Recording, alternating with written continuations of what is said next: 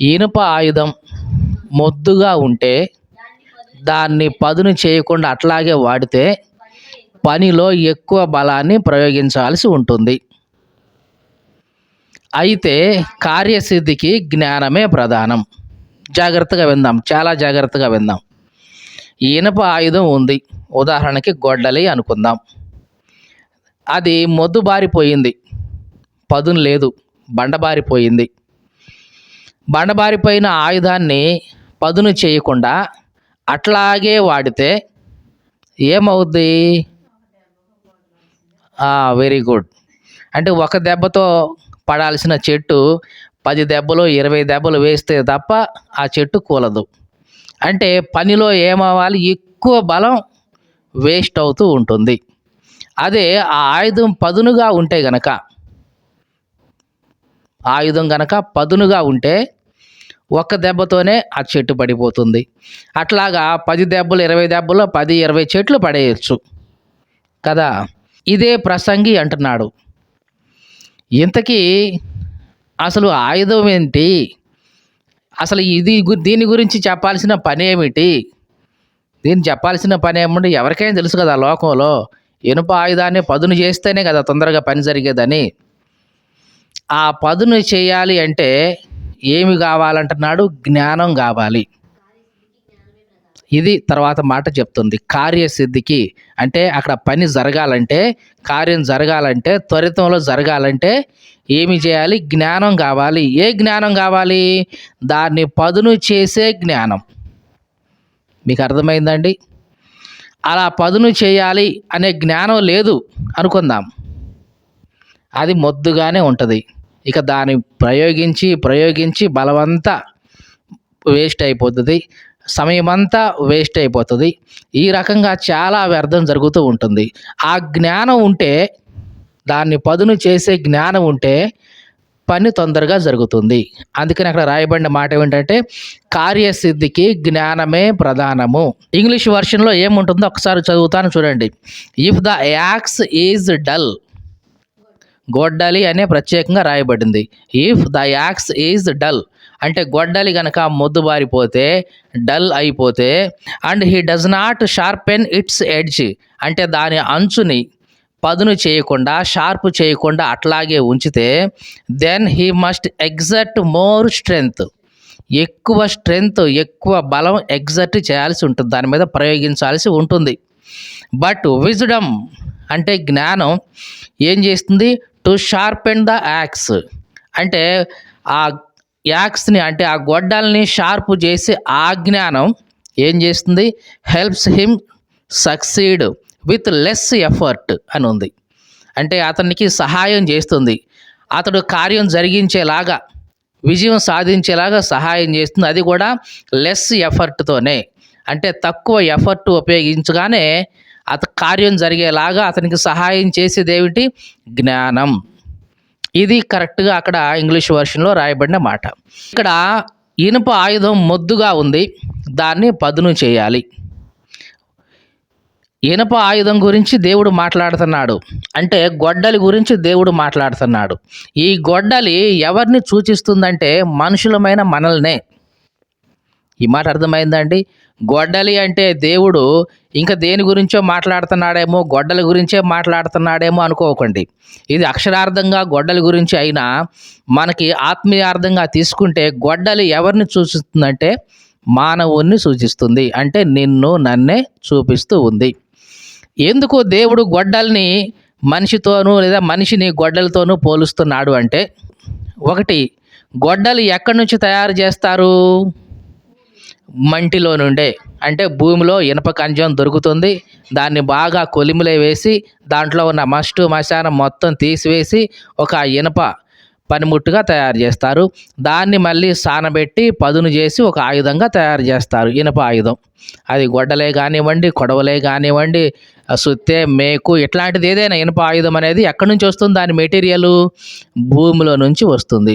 అంటే గొడ్డలి యొక్క శరీరం ఎక్కడి నుంచి వస్తుంది? భూమిలో నుంచే వస్తుంది. మరి మానవుని యొక్క శరీరం కూడా ఎక్కడి నుంచి వచ్చింది? ప్రారంభంలో మంటిలో నుండే వచ్చింది. ఆదాము అనే మనిషి ఎక్కడి నుంచి ఉద్భవించాడు? మొట్టమొదటిగా మట్టిలో నుండి ఉద్భవించాడు.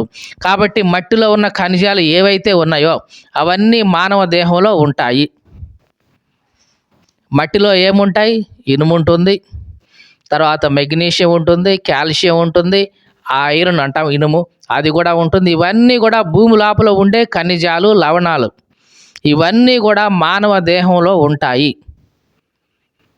మీకు అర్థమైందండి? మానవ దేహంలో ఉంటాయి.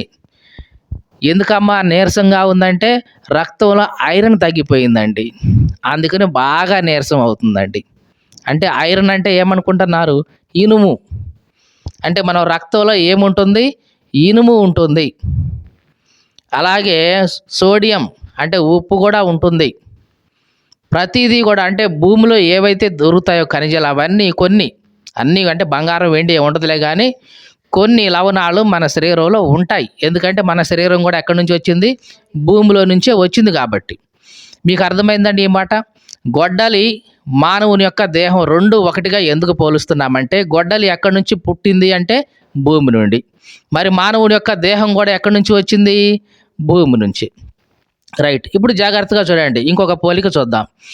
ఇప్పుడు గొడ్డలి ఊరికి అట్లా ఉంది, నేను దాన్ని ఏం పట్టుకోలేదు, దానంతటిగా పోయి అది చెట్టును నరుకుతుందా?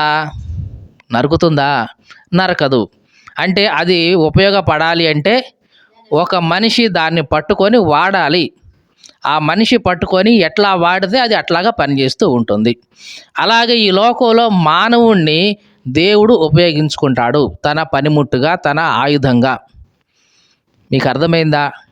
మానవుడు తనంతట తాను ఏ పని, దేవుని పని చేయలేడు. అందుకని మానవుణ్ణి దేవుడు తన పనిముట్టుగా, తన చేతిలో ఉన్న పనిముట్టుగా తీసుకొని తానే ఈ మనిషి ద్వారా పనిచేస్తూ ఉంటాడు. ఉదాహరణకు ఒక దేవుని సేవకుని ద్వారా దేవుడు పనిచేస్తూ ఉంటాడు, తన కార్యాన్ని జరిగించుకుంటాడు సంఘంలో, ఈ లోకంలో కూడా. కాబట్టి గొడ్డలి తనంతట తాను ఎట్లాగా పని చేయదో మానవుడు కూడా దేవుని పని స్వతహాగా తనంతట తాను చేయలేడు. ఒకవేళ చెయ్యాలి అనుకున్నా అది సాధ్యం కాదు. దేవుడు ఆ మానవుని ఉపయోగించుకుంటే తప్ప కార్యం అనేది జరగదు. ఇన్ని కారణాలను బట్టి దేవుడు మనిషిని గొడ్డలతో పోలుస్తూ ఉన్నాడు. ఇప్పుడు జాగ్రత్తగా చూద్దాం. ఇనుప ఆయుధాన్ని పదునుగా చేయకపోతే, అంటే ఇనుప ఆయుధం అంటే డల్గా ఉంటే, మొద్దుగా ఉంటే పనిలో ఎక్కువ బలాన్ని ప్రయోగించాలి. అవునా కాదా? అంటే నీవు నేను కూడా ఇనుప ఆయుధంతో దేవుడు పోలుస్తున్నాడు. మనం ఎట్లా ఉండాలని దేవుడు కోరుకుంటున్నాడు? షార్ప్గా ఉండాలి, పదునుగా ఉండాలి అని దేవుడు కోరుకుంటున్నాడు. ఒకవేళ మనం మొద్దుగా ఉంటే, మీరు చెప్పండి, మనం మొద్దుగా ఉంటే దేవుడు మనల్ని ఉపయోగించుకోవాలి అనుకుంటే ఏమి చేయాలి? ఆయన ఎక్కువ బలం ఆయన వేస్ట్ చేసుకోవాల్సి ఉంటుంది. మరి ఎక్కువ బలం నీ మీద నా మీద వేస్ట్ చేసుకునేంత వేస్ట్ పని దేవుడు చేస్తాడా?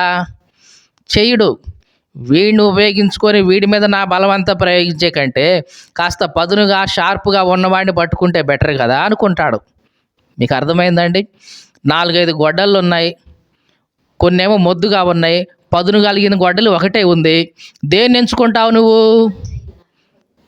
చెప్పండి, దేన్ని ఎంచుకుంటావు? మనిషిగా మనం బాగా పదునుగా ఉన్న దాన్ని ఎంచుకుంటాం, ఎందుకంటే దాంతో తొందరగా పని జరుగుద్ది కాబట్టి. మరి దేవుడు కూడా నిన్ను నన్ను లోకంలో ఉపయోగించుకునేటప్పుడు ఇదే చూస్తాడు. ఈ వ్యక్తి మొద్దుగా ఉంటున్నాడు సోమరితనంగా, ఈ వ్యక్తి సోమరితనంగా ఉంటున్నాడు, మొద్దుగా ఉంటున్నాడు, ఈ వ్యక్తి సోమరితనంగా ఉన్నాడు, ఇదిగో ఈ వ్యక్తి చూసావు చాలా షార్ప్గా ఉంటున్నాడు, ప్రార్థనలు కానీ విశ్వాసం దేవుని పరిచర్లో చాలా ముందుగా వాస్ట్గా ఉన్నాడు, రైట్, ఈ వ్యక్తిని వాడుకుందాం అని దేవుడు అనుకుంటాడు. మీకు అర్థమైందండి ఈ మాట? దేవుడు నిన్ను నన్ను వాడుకోవడానికి దేవుడు మనలో చూసే ఆ క్వాలిటీ ఏమంటున్నాం? చురుకుదనం, షార్ప్నెస్ అంటున్నాం. చురుకుదనం లేని వ్యక్తిని ఏమంటాం లోకంలో? మందకొడితనం, మందంగా ఉంటున్నాడు, జడత్వం అంటాం, జడ పదార్థం అంటాం. జడ పదార్థం అంటే చదువుకున్న వాళ్ళకి తెలుస్తుంది. జడ పదార్థం అంటే జడలో ఉండే పదార్థం కాదు, కదలకుండా అట్లాగే ఎక్కడ పడింది అట్లాగే మొద్దుగా సోమరితనంగా ఉండే వాళ్ళని జడ పదార్థం అంటారు. మనకి పీరియాడిక్ టేబుల్ ఉంటుంది కెమిస్ట్రీలో చదివితే, ఆ పీరియాడిక్ టేబుల్లో ఆ లాస్ట్ ఉంటాయి ఆ జడ పదార్థాలన్నీ. హీలియము, నియాను, ఆర్గాను, క్రిప్టాను, జినాను, రేడాన్ అని చదువుకుంటా పోతారు. ఇవేంటి జడ పదార్థాలు అంటారు. ఎందుకు వాటిని ఆ పేరుతో పిలుస్తారంటే ఏవైనా రియాక్షన్ జరుగుతున్నప్పుడు తొందరగా పాల్గొవు అవి, తొందరగా ఇన్వాల్వ్ అవ్వవు అవి. అందుకనే వాటిని జడ పదార్థాలు, జడవాయువులు అని పిలుస్తారు. ఇనర్ట్ గ్యాసెస్ అంటారు. మనం జడ పదార్థాలాగా ఉండాలని దేవుడు కోరుకోవట్లేదు. కానీ దానికంటే ముందుగా మనం షార్ప్గా ఉండాలని, పదునుగా ఉండాలని దేవుడు కోరుకుంటున్నాడు. ఈ జడ పదార్థంగా ఉండడం అనేది ఒక రకమైన సోమరితనంగా ఉండడమే. ఎట్లాంటిదంటున్నాం? సోమరితనం. ఈ రెండు వ్యతిరేకమైన పదాలు. ఒకటి పదునుగానా ఉంటావు, లేదా సోమరితనంగానా ఉంటావు. మీకు అర్థమైందండి? ఉంటే సోమరితనంగానా ఉంటావు, లేదా పదునుగా అన్నా ఉంటావు. నువ్వు పదునుగా లేవు అంటే అర్థం ఏంటి? నువ్వు మొద్దుగా ఉన్నావని అర్థం. మొద్దుగా అంటే దాని అర్థం సోమరితనంగా ఉన్నావు అని. జీవితంలో పదునుగా ఉంటే, అంటే షార్ప్గా ఉంటే దేవుడు నిన్ను వాడుకుంటాడు. దేవుని చేత నువ్వు ఆశీర్వదించబడతావు. అనేకమైన కార్యాలు నీ జీవితంలో జరుగుతాయి. నువ్వు మొద్దుగా ఉంటే నీ వల్ల ఎవ్వరికి ఏం ఉపయోగం లేదు. మీకు అర్థమైందండి? నీవు మొద్దుగా, మందకొడితనంగా, సోమరితనంగా ఉంటే నిన్ను వాడుకోవడానికి దేవుడు ముందుకు రాడు, నిన్ను ఆశీర్వదించడానికి దేవుడు ముందుకు రాడు, నిన్ను ఉపయోగించుకోవడానికి మనుషులు కూడా ముందుకు రారు. పదునుగా ఉన్న వాళ్ళనే, షార్ప్గా ఉన్న వాళ్ళనే, యాక్టివ్గా ఉన్న వాళ్ళనే మనుషులు కూడా ఎంచుకుంటారు. దేవుడే కాదు, మనుషులు కూడా ఇట్లాగే ఎంచుకుంటారు. రాజకీయ నాయకులు చూడండి, ఎవరిని ఎంచుకుంటారు? బాగా అటు ఇటు తిరిగి కాస్త యాక్టివ్గా పనిచేసే వాళ్ళనే పెట్టుకుంటారు. కానీ ఏజెంట్లుగా పద్దాకలు నిద్రపోయే వాడిని ఏజెంట్గా పెట్టుకుంటాడా? పెట్టుకుంటే వాడు ఏమైద్ది? వాడికి రాజకీయ జీవితం సంకనాగిపోద్ది. వాడు పని చేయడు. ఎందుకంటే వాడు నిద్రపోవటమే వాడి పని. సోమరితనమే ఉంది వాడికి. వాడిని ఏజెంట్గా పెట్టుకుంటే ఏముంది? దేవుని వాక్యంలో ఒక మాట ఉంది, సోమరి తనను పనికి పెట్టుకుంటే, చదువుదాం దేవుని వాక్యంలోంచి ఆ మాట. సామెతల గ్రంథం 10వ అధ్యాయం 26వ వచనం. సోమరి తనను పనిపెట్టు వారికి పండ్లకు పులుసు వంటివాడు, కళ్ళకు పొగ వంటివాడు. సోమరి వాడి పరిస్థితి ఇది. సోమరి వాడిని ఎవడైనా తప్పి జారి పనిలో పెట్టుకుంటే వాడు ఎట్లా తయారవుతారంట? పండ్లకు పులుసులాగా తయారవుతారు. పండ్లు అంటే తెలుసు కదండి, మనం వాడుకునే ఆ టమాటా పండ్లే కానివ్వండి, ఏవైనా సరే కొన్ని పండ్లు ఉండి ఆ పండ్ల మధ్యలో పులుసు ఉండిపోతే కనుక ఈ పులుసు వల్ల ఏంటి? ఆ మిగతా పండ్లన్నీ తొందరగా పాడైపోతాయి. అంటే వీడిని పనికి పెట్టుకుంటే ఈ మిగతా వాళ్ళందరినీ కూడా చెడగొట్టే రకం వీడు. వాడా పని చేయడు, సోమరితనంగా ఉంటాడు. మిగతా వాళ్ళు కాస్త యాక్టివ్గా ఉండి పని చేస్తున్నా వాళ్ళనే పని చేయనీయడు. ఏందిరా పద్దాకలు పని పని అంటావు, కాసేపు పడుకోరాదు, ఏదేనా నువ్వేనా లోకంలో పని చేసేది, కాసేపు రెస్ట్ తీసుకో అని అట్లాగా పండ్లకు పులుసులాగా, కళ్ళకు పొగలాగా తయారవుతాడు. కళ్ళకు పొగ అంటే ఇప్పుడు మన గ్యాస్ బండ్లు వచ్చినాయి కాబట్టి అంతగా తెలియట్లా. అంతకుముందు కట్టెల పొయ్యిలు ఉండేవి. వాటిని ఊదుతూ ఉంటే ఆ పొగ కళ్ళలోకి వస్తున్నప్పుడు ఆ కళ్ళు ఎంత మంటలు వస్తాయో, ఆ పొగ కళ్ళలోకి వెళితే ఆ బాధ వాళ్ళకి అనుభవించే వాళ్ళకి తెలుస్తుంది. సోమరి వాడి పరిస్థితి కూడా అంతే. సోమరి వాడిని ఎవడైనా పనిలో పెట్టుకుంటే తప్పిజారి ఇక అంతే, వాడి యజమాని పరిస్థితి. వాడి కళ్ళల్లో పొగబడ్డట్టే. వాడు పద్దాకల బాధపడటమే. అనవసరంగా వీడిని పెట్టుకున్నాడు. ఆ టైం అంతా దండగా, నా డబ్బులన్నీ దండగాని ఇక వాడు ఏడుస్తూ ఉంటాడు. ఇట్లాంటిది సోమరి వాడి పరిస్థితి. పండ్లకు పులుసు లాంటి వాడు, అంటే మిగతా వాళ్ళని చెడగొడుతుంటాడు. ఆ పనికి పెట్టుకున్న యజమానికి కూడా బాధ కలిగించే రకంగా తయారవుతుంటాడు సోమరివాడు. ఇంకా ఏముందు చూద్దాం సోమరివాడి గురించి. 13వ అధ్యాయం కూడా చూద్దాం. 13వ అధ్యాయం 4వ వచనం. సోమరి ఆశ పడతాడు కానీ వాడి ప్రాణానికి ఏమీ దొరకదు. శ్రద్ధ గలవాడి ప్రాణం పుష్టిగా ఉంటుంది. ఇంకోటి సోమరి యొక్క ఇంకొక లక్షణం కూడా ఇక్కడ ఉంది. ఏమని? సోమరి ఆశ పడతాడు కానీ పని చేస్తే ఏమైనా దొరికేది వాడికి. ఆశ అయితే ఉంటుంది కానీ పని అయితే చేయడు. దొరకాలని మాత్రం ఆశ ఉంటుంది. ఇది సోమరితనం యొక్క లక్షణం. చాలాసార్లు ఆత్మీయ జీవితంలో మనం కూడా సోమరితనంగా ఉంటాం. దేవుడి దగ్గర నుంచి కార్యాలు కావాలనుకుంటాం, అద్భుతం జరగాలనుకుంటాం, ఇంకా ఏదో ఆశీర్వాదం రావాలనుకుంటాం, కానీ ప్రార్థన మాత్రం చేయం. ఇదే కదా పని చేయడం అంటే. రావాలనుకుంటాడు సోమరి, ఆశపడతాడు కానీ పని చేస్తాడా? పని చేయడు. అందుకని ఏమీ దొరకదు సోమరికి. మనం కూడా ఆత్మీయ జీవితంలో సోమరులుగా ఉంటే ప్రార్థన లేకుండా, దేవునితో సహవాసం లేకుండా సోమరులుగా ఆత్మీయ జీవితంలో ఉంటే ఏమీ దొరకదు మనకు కూడా. దేవుని దగ్గర నుంచి దీవెన ఉండదు, ఆశీర్వాదం ఉండదు, ఎటువంటిది దేవుని దగ్గర నుంచి రానే రాదు. ఇది సోమరితనం ఆత్మీయ జీవితంలో కూడా. ఇంకా చూద్దాం సోమరి వాణి గురించి. 15వ అధ్యాయం 19వ వచనం కూడా ఒకసారి చూద్దాం. సోమరి యొక్క మార్గం ఎట్లా ఉంటుందంట? ముళ్ళ కంచే. యథార్థవంతుల త్రోవ అయితే రాజమార్గంగా ఉంటుంది. జాగ్రత్తగా చూడండి. సోమరి దారి ఉంది, వాడి ఇంటికి వెళ్ళే దారి అనుకుందాం. ఎప్పుడు ముళ్ళ కంపే ఉంటుంది. ఎందుకు? దాన్ని శుభ్రం చేయడు, వాడిని ఓడవడు, ఏమైనా ముళ్ళు వస్తే వాటిని తీయడు, కంపు వస్తే దాన్ని కొట్టేయడు. అందుకని సోమరి వాడి మార్గం అంటే వాడి ఇంటికి వెళ్ళే మార్గమే కానీ వాడు ఎంచుకున్న మార్గమే ఎట్లా ఉంటుంది? ఎప్పుడు ముళ్ళ కంపే ఉంటుంది. కానీ యథార్థవంతంగా ఉండేవాళ్ళు ఉంటారు, అంటే చురుకుదనంగా ఉండేవాళ్ళు ఉంటారు. వాళ్ళ మార్గం ఎట్లా ఉంటుందంటే రాజమార్గం లాగా ఉంటుంది. ఏ ముళ్ళు ఉండదు, ఏ ఇబ్బంది ఉండదు, ప్రశాంతంగా వెళ్ళిపోవచ్చు ఆ మార్గంలో. జాగ్రత్త. ఆత్మీయ జీవితంలో సోమరిలాగా ఉంటే అది నీకు ముళ్ళ కంచెలాగా ఉంటుంది. ఆ మార్గం ఎంత అట్లా ఉంటుంది, ముళ్ళ కంచె. ఒక్క అడుగు కూడా ముందుకు వేయలేవు. ఇది సోమరి వాడి యొక్క పరిస్థితి. ఇంకా చూద్దాం కొన్ని విషయాలు. 19వ అధ్యాయం 15వ వచనం చూద్దాం. సోమరితనము గాఢ నిద్రలో పడేస్తుంది. సోమరివాడు పస్తు పడి ఉంటాడు. చూడండి, ఆత్మీయ జీవితానికి అనువదించుకుంటున్నాం ఒక్కొక్క మాట. సోమరితనం ఏం చేస్తుందంటే మనల్ని గాఢ నిద్రలో పడేస్తుంది. ప్రార్థన చేద్దాం అనుకుంటా ఆశపడతాం మనసులో. ఏం చేస్తావులే, ఇంత చలిగా ఉంది పొద్దున్నే, కాసేపు దుప్పటి కప్పుకొని పడుకుందాం, తర్వాత కొంచెం సేపు లేచి చేయొచ్చులే అనుకుంటాం. అంటే సోమరితనం ఏం చేస్తుంది? చిన్నగా నిన్ను గాఢ నిద్రలోకి నెట్టేస్తుంది. ఇంకా మళ్ళీ ఇంకా తర్వాత మాట ఏముంది? సోమరితనం ఏం చేస్తుందంట? పస్తు ఉండేలాగా చేస్తుంది. అంటే నీకు సరైన ఆహారం అందించదు. ఇక ఎట్లా అందుతుంది? పని చేస్తేనే కదా. పని చేయడు, ఆహారం దగ్గరికి రాదు, మరి చేసేది ఏముంది? ఇక పస్తుండటమే తప్ప వేరే ఆశయం లేదు. కాబట్టి ఆత్మీయ జీవితంలో నీవు పుష్టిగా ఉండాలంటే, ఆరోగ్యంగా ఉండాలంటే ఆ సోమరితనం నుంచి బయటికి రావాలి.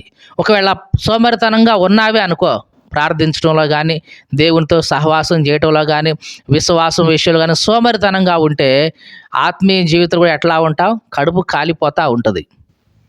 దేవుని దగ్గర నుంచి ఏ మాట రాదు, నీకు ఆత్మీయంగా ఆకలి తీరదు, అట్లాగే పస్తు ఉండి పోవాల్సి ఉంటుంది. ఇంకొక మాట కూడా చూద్దాం. 19వ అధ్యాయం 24వ వచనం కూడా ఒకసారి చదువుదాం.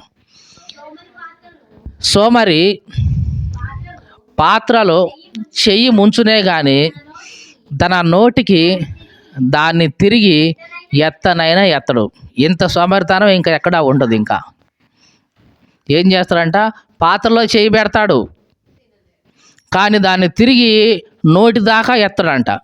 ఇంత సోమరితనం ఉంటే ఇంక వాడు తినటానికి కూడా పనికిరాడు. మీకు అర్థమైందండి? పాత్రలో చేయి పెడతాడు, కానీ దాన్ని తిరిగి నోటి దగ్గరికి ఎత్తడంట. ఎందుకు ఎత్తవా అంటే నాకు ఎత్తబుద్ధి కావట్లేదు, అంత సోమరితనం ఉంది. ఇట్లాగా ఎవరి సోమరి వాళ్ళు, ఎవరి బద్ధకస్తులు, ఎవరు మీలో బద్ధకస్తులు ఎవరు అని ఒక పోటీ జరిగింది. ఈ మధ్య ఎట్లాంటి పోటీలు చాలా జరుగుతున్నాయి. మీలో లక్షాధికారి ఎవరు, మీలో కోటీశ్వరుడు ఎవరు, మీలో బిలియనియర్ ఎవరు, ఇట్లాంటి పోటీలు జరుగుతున్న ఆ టైంలో మీలో బద్ధకస్తుడు ఎవరు అని ఒక పోటీ జరిగింది. ఆ పోటీలో ఒక ఆయన, ఇదిగో మీలో బద్ధకస్తులు ఎవరు చేతులు ఎత్తండి, వాళ్ళకి బహుమతి ఉంది అని అంటే అందరూ చేతులు ఎత్తారు, మేము బద్ధకస్తులు అని. ఒకడు ఎత్తలేదు. ఆ కండక్ట్ చేసిన ఆయన దగ్గరకు వచ్చి, బాబు అందరూ బహుమతి కోసం చేయెత్తారు, మరి నువ్వు బహుమతి కోసం చేయెత్తలేదు, మరి నీకు వద్దా బహుమతి అంటే, నాకు చేయెత్తడానికి కూడా బద్ధకం అండి అన్నాడు. బాబు అందరికంటే నువ్వే గెలిచావు, నిజమైన బద్ధకుడివి నువ్వే నాయనా, కాబట్టి ఈ బహుమతి నీకే అని ఇచ్చేసారంట. అంటే వాడు కనీసం చేయెత్తడానికి కూడా అంత బద్ధకం ఉంది. ఈ సోమరి వాడి పరిస్థితి కూడా అంతే. పాత్రలో చేయబెడుతున్నాడు, కానీ దాన్ని పైకెత్తి నోటి దగ్గర తీసుకోవాలంటే కూడా వాడికి సోమరితనం. ఇక వాడు ఏవి తింటాడు, ఏం బ్రతుకుతాడు? ఇది సోమరి వాడి పరిస్థితి. ఇది ఆత్మీయ జీవితానికి అనువదించుకుంటే దేవుని దగ్గరికి వెళ్ళి తీసుకుంటాం. కానీ ఆ దీవెనలు కాస్త నీ జీవితం దగ్గర రావాలంటే నీకు సోమరితనం ఉంది. చెయ్యి పెట్టావు, అందింది, దేవుణ్ణి పట్టుకున్నావు, దేవుని దగ్గరికి వచ్చావు. కానీ అక్కడి నుంచి దీవెనలు నీ దాకా రావాలి అంటే నీ చెయ్యి ఏం కావాలి? అక్కడి నుంచి నీ నోటి దాకా రావాలి కదా, నీ రాదు.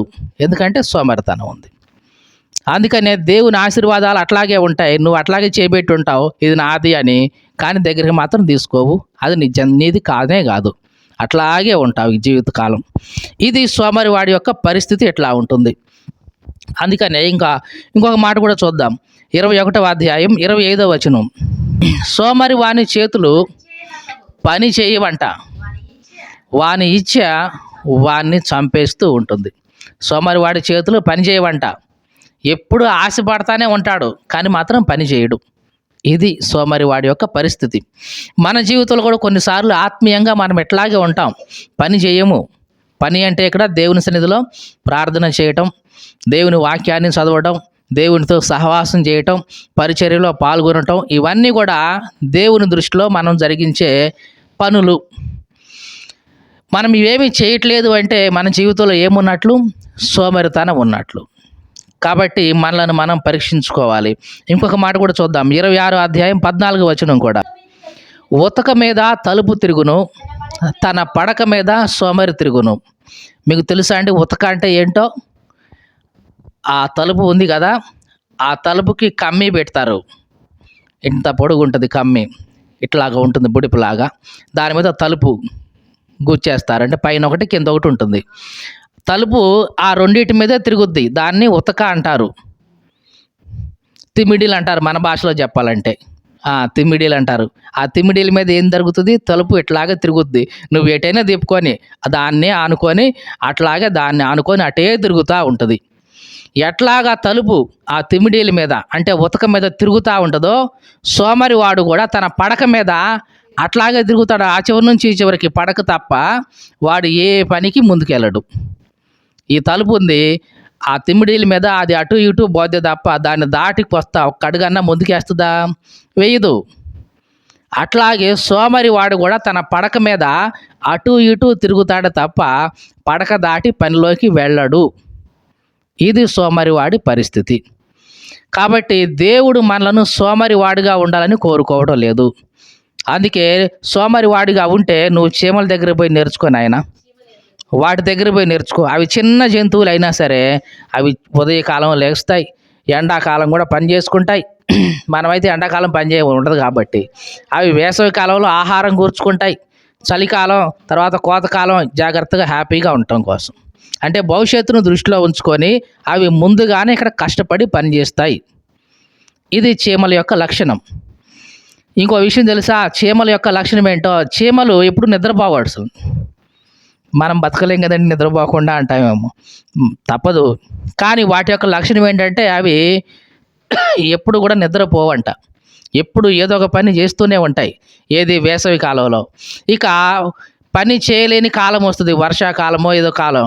ఆ కాలంలో చక్కగా లోపలికి వెళ్ళి ఆ తీసుకున్న ఆహారం ఏదైతే ఉందో, స్టోర్ చేసుకున్న ఆహారం ఏదైతే ఉందో దాన్ని హ్యాపీగా తినుకుంటూ ఉంటాయి. అంటే ముందు యొక్క భవిష్యత్తు కోసం ఇప్పుడే కష్టపడతాయి అవి. ఇది చీమల నుంచి మనం నేర్చుకునేది.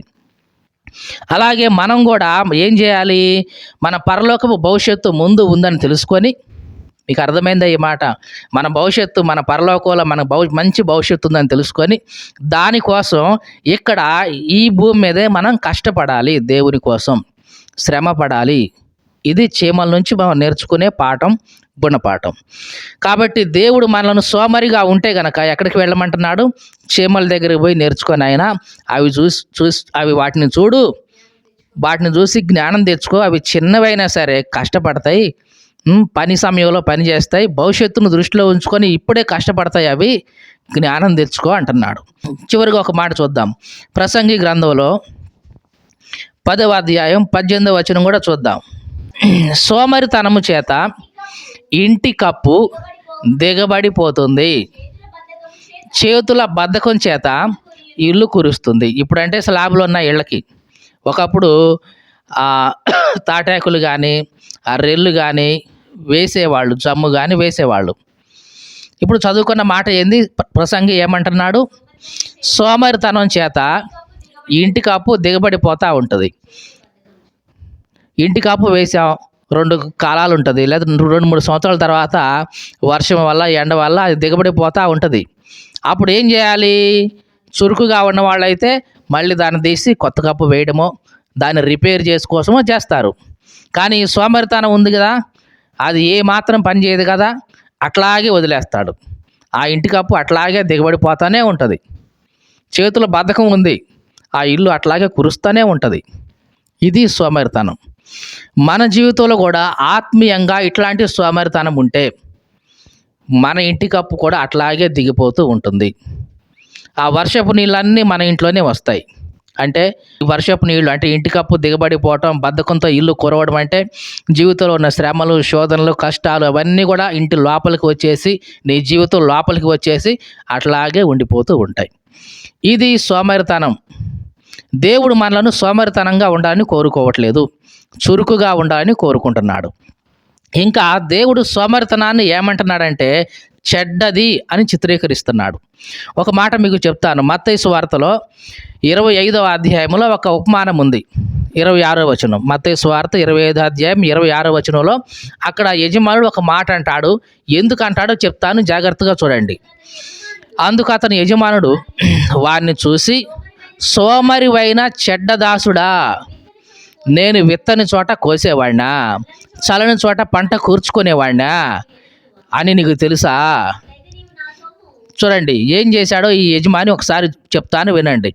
ఈ యజమాని దూరదేశం వెళ్తున్నాడు. ఆ వెళ్ళేటప్పుడు తన దగ్గర ఉన్న దాసుల్ని పిలిచి ఒకడికేమో 10 తలాంతులు, ఇంకొకటికేమో 5 తలాంతులు, ఇట్లాగా 10 తలాంతులు ఒకనికి, 5 ఒకనికి, 2 ఒకడికి, 1 తలాంతు ఒకడికి, ఇట్లాగా పంచి ఇచ్చేసి నేను వచ్చేదాకా మీరు వ్యాపారం చేసుకోండి, అభివృద్ధి చెందందని. 10 తలాంతులు తీసుకున్నవాడు వ్యాపారం చేశాడు, ఇంకో 10 సంపాదించాడు. 5 తీసుకున్నవాడు వ్యాపారం చేశాడు, ఇంకో 5 సంపాదించాడు. 2 తీసుకున్నవాడు వ్యాపారం చేశాడు, ఇంకో 2 సంపాదించాడు. 1 తలాంతు తీసుకున్నవాడు ఉన్నాడు కదా, అదేం తక్కువ అమౌంట్ ఏం కాదు కదా, పెద్ద అమౌంట్ తలాంతు అంటే. అది వాడు ఏం చేశాడంటే దాంతో వ్యాపారం చేయకుండా, దాన్ని వాడకుండా భూమి లోపల పాతి పెట్టేశాడు. యజమాని వచ్చాడు. వచ్చిన తర్వాత అందరినీ పిలుస్తున్నాడు. అబ్బాయి నీకు 10 ఇచ్చాం కదా, ఏం చేసావు? అయ్యా వ్యాపారం చేసావు, ఇంకో 10 సంపాదించావు, వెరీ గుడ్, నువ్వు 10 రాజ్యాలకు అధికారిగా ఉండిపో అన్నాడు. ఇంకోటి పిలిచాడు, ఏం చేసావు? అయ్యా మీరు 5 ఇచ్చారు కదా, ఇదిగో వ్యాపారం చేసావు, ఇంకో 5 సంపాదించావు, వెరీ గుడ్, 5 రాజ్యాలు నీవే, ఏలుకోపో అన్నాడు. ఇంకోటి పిలిచాడు, ఏం చేసావు? 2 సంపాదించావు, వెరీ గుడ్, 2 రాజ్యాలు నీకు ఇస్తున్నా, ఏలుకోపో అన్నాడు. మరి ఒకటి ఇచ్చాడు కదా, వాడిని కూడా పిలిచాడు. ఏం చేసావంటే, అయ్యా నాకు తెలుసు నీ సంగతి, నేను కష్టపడి సంపాదిస్తే నువ్వు తేరగా తీసుకుందామనే కదా నాకు ఇచ్చింది ఇది. వాడి ఆలోచన అట్లాగే ఉంది.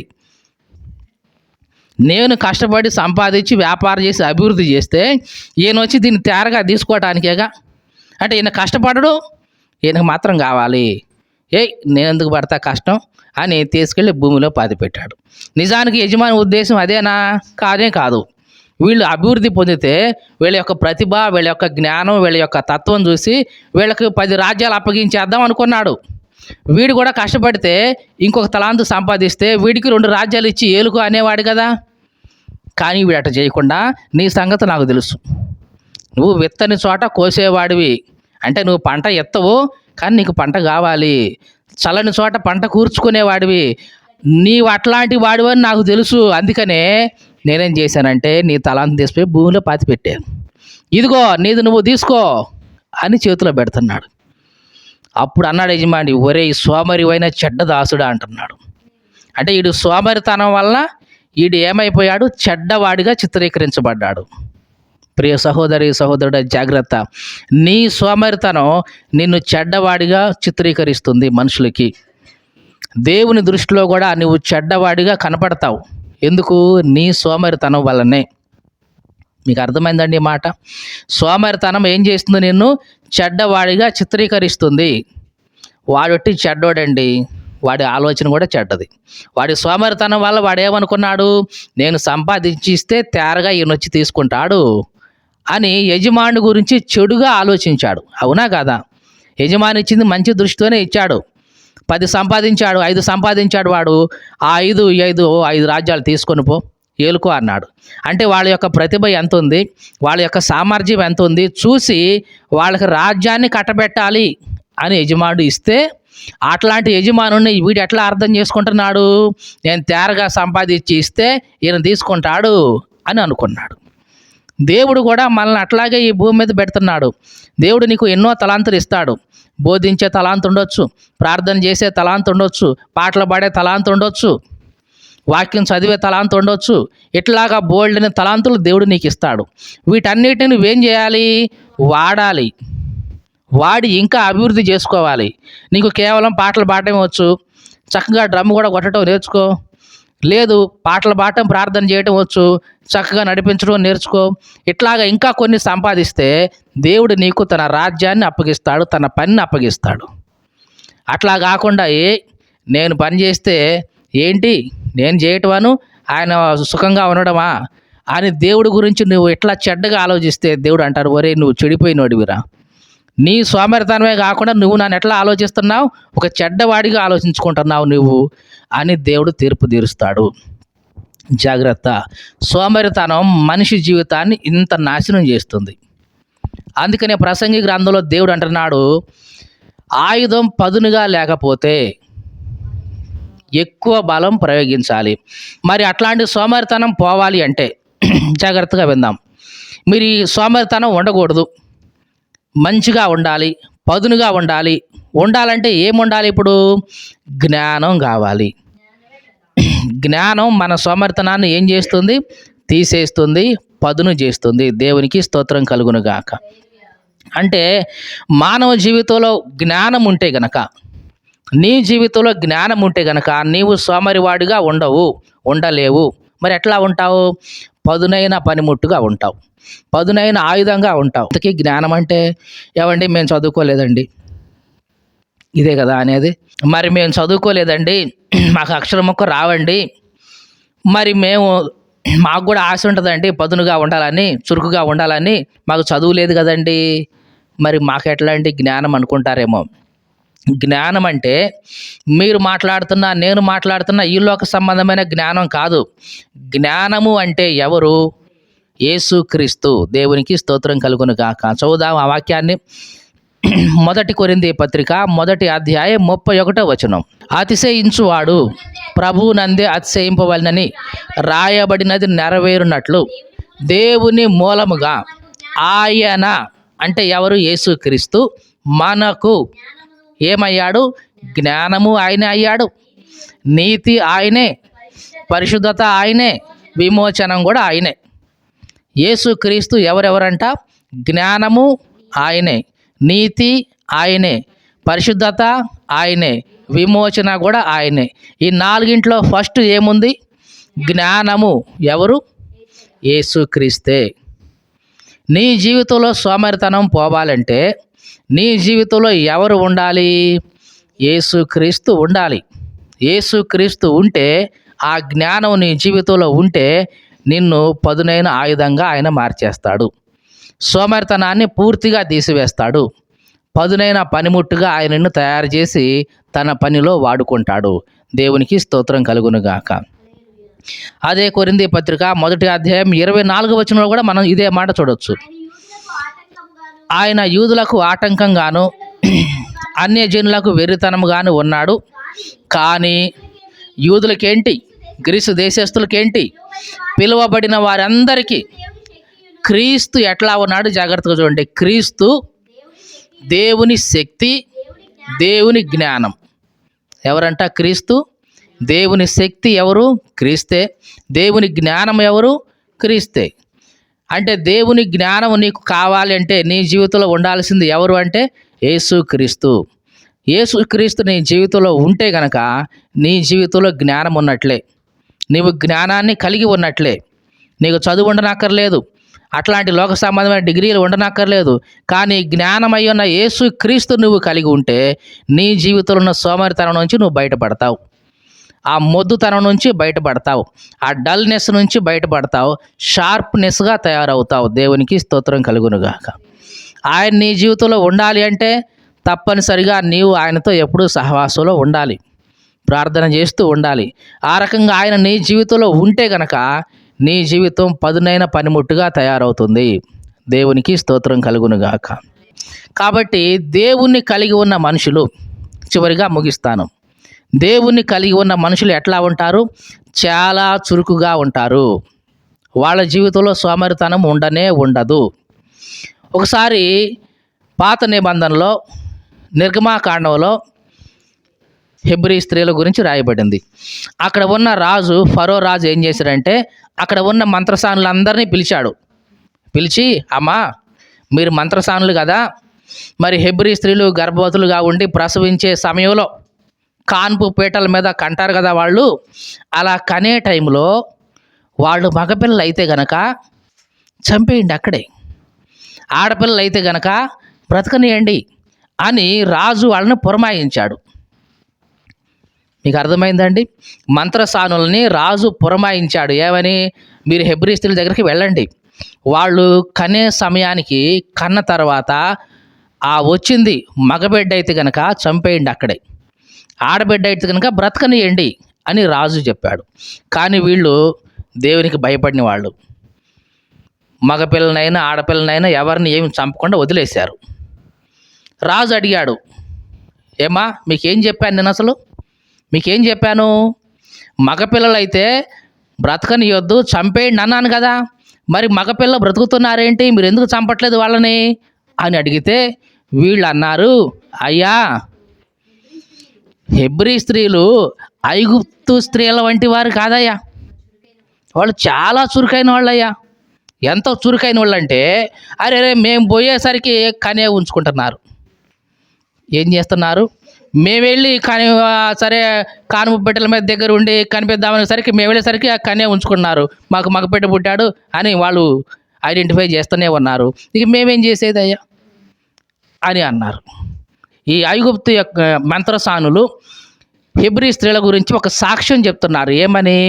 హెబ్రీ స్త్రీలు చురుకైన వాళ్ళు. దేవునికి స్తోత్రం కలుగునుగాక. దేవుడు కూడా నీ నుంచి ఇదే సాక్ష్యాన్ని ఆశిస్తున్నాడు.